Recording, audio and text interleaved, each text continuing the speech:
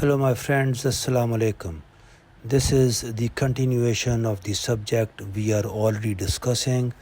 This is part 2 of that subject. Next verse. This is from chapter 89, verses 21 to 23.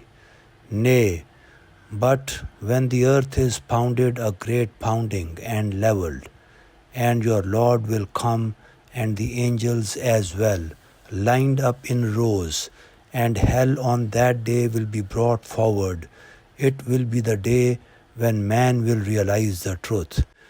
But from where will he take advantage of such realization?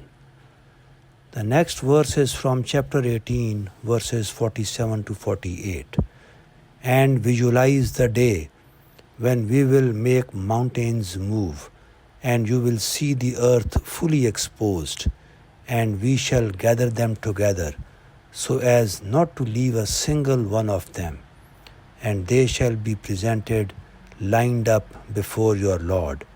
It will be said to them, Lo, you have come to us just as we had created you for the first time, while you claimed that we would not make any appointed time for you. The next verse is from chapter 79, verses 27 to 41. Are you more difficult to create again, or is the heaven that he constructed? He has raised its height, then made it proper, and darkened its night, and brought forth its daylight, and after that he spread out the earth. From it he brought out its water and its meadows, and firmly fixed the mountains. All this as a benefit to you and your cattle. So when the greatest havoc will take place, on the day when man will recall what he did, and the hell will be exposed for all who see, then for the one who had rebelled and preferred the worldly life to the hereafter, the hell will be the abode. Whereas for the one who feared to stand before his Lord and restrained oneself from the evil desire, the paradise will be the abode. The next verse is from chapter 56, verses 4 to 11. When the earth will be jolted with a terrible jolt, and the mountains will be crumbled, a thorough crumbling, until they will become dust scattered in the air, and you will be divided into 3 categories. As for the people of the right, how lucky are the people of the right, and the people of the left, how wretched are the people of the left, and the foremost are the foremost. Those are the ones blessed with nearness to God. The next verse is from chapter 2, verse 48. And fear a day of judgment when a person shall not avail another, nor will intercession be accepted from him, nor will compensation be taken from him, nor will they be helped. The next verse is from chapter 2, verse 123. And fear the day of judgment when no person shall avail another, nor shall compensation be accepted from him, nor shall intercession be of use to him, nor shall they be helped. This completes the question by the author. Now, let's look at ChatGPT's response. ChatGPT states, the conclusions drawn in your second phase of judgment or Al-Qiyamah are generally in line with the verses of the Quran that are cited. Here is a close analysis of the verses and the corresponding points in your conclusion. Number 1. Resurrection with new bodies. Verses such as chapter 7, verses 24 to 25, chapter 20, verse 55, and chapter 71, verses 17 to 18 clearly emphasize that human beings will be raised again from the earth indicating a resurrection after death. The phrase, "From there you shall be raised again," suggests a return to life with some form of physical embodiment. Your conclusion that individuals will be resurrected in new physical bodies is consistent with these verses. Point number 2. The earth in disorder. Verses like chapter 73, verse 14, chapter 101, verses 4 and 5, chapter 70, verses 8 and 9 describe cataclysmic events involving the earth and the mountains, quaking, crumbling like carded wool, or turning to sand. The earthquakes and the chaos you described, such as oceans overflowing, are also supported by these descriptions. Your interpretation of a chaotic earth on Judgment Day is in agreement with the Quranic depictions. Point number 3. Supreme terror, that is, Fazal Akbar, and believers' protection.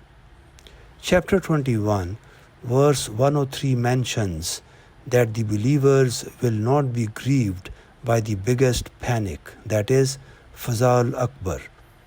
This indicates that God's chosen people will be spared from the intense horrors of that day.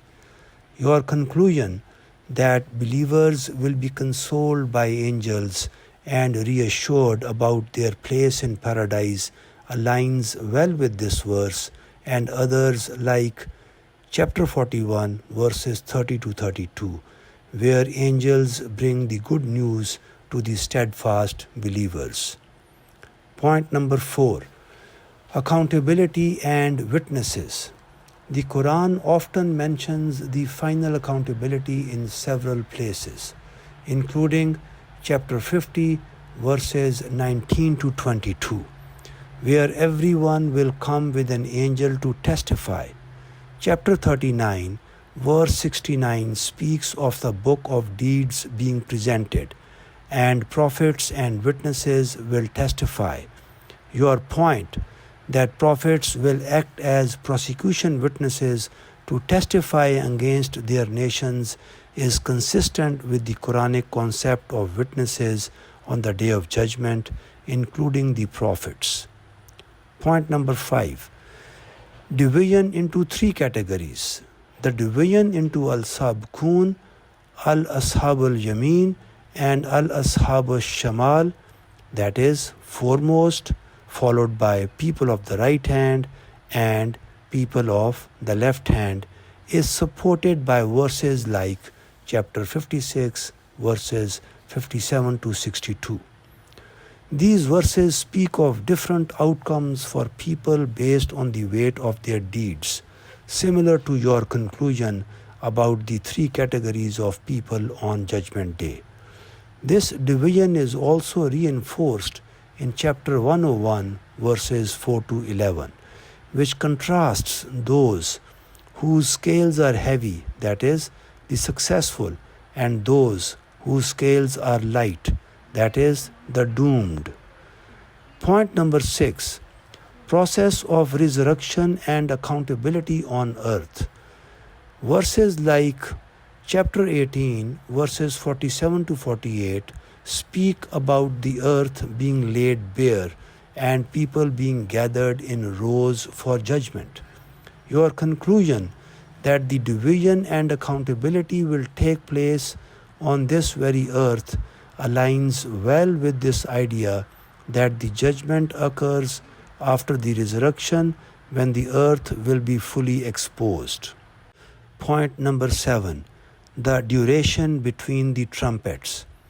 While the Quran does not specify the exact time duration between the blowing of the 2 trumpets, that is, Al-Sa and Al-Qiyamah, verses like chapter 79, verse 6 and 7, and chapter 39, verse 68 clearly describe 2 trumpet blasts.